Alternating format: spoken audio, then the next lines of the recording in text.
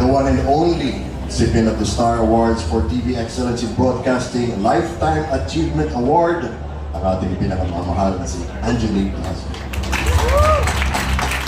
Achievement Award are PMPC President Mel Navarro and past presidents Fernando Guzman, Julie Bonifacio Gaspar, Romel Gonzalez, Rodel Fernando, Mel Maganera, and Roldan Castro.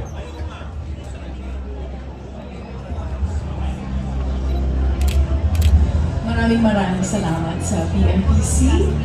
Alam niyo, nung unang panahon, nung bata pa si Eva, no, actually, we used to cover, when I was still with TV Patrol Star News, we used to cover itong awards na ito.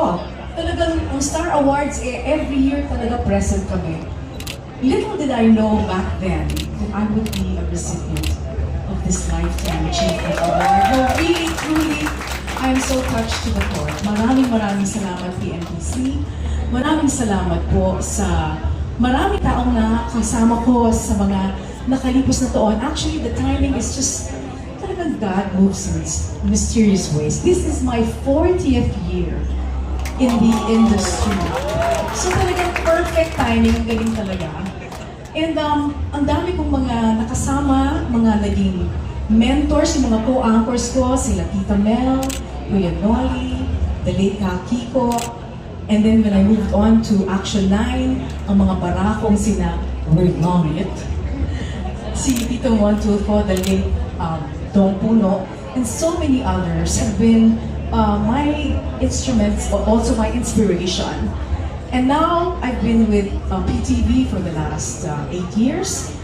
I'm thankful to the management, thankful to our new GM, who's a friend, Ms. Malu. And I hope to continue doing the things that I love to do. My passion for broadcasting, sana magpatuloy pa rin sa awa ni Lord. And I thank Him. Of course, I thank my family.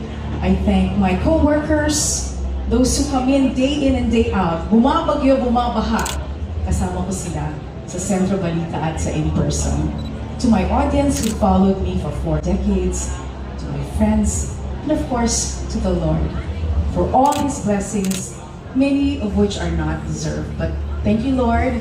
This is for your greater glory, AMDG, Ad Maiorem Dei Gloria. Maraming salamat po.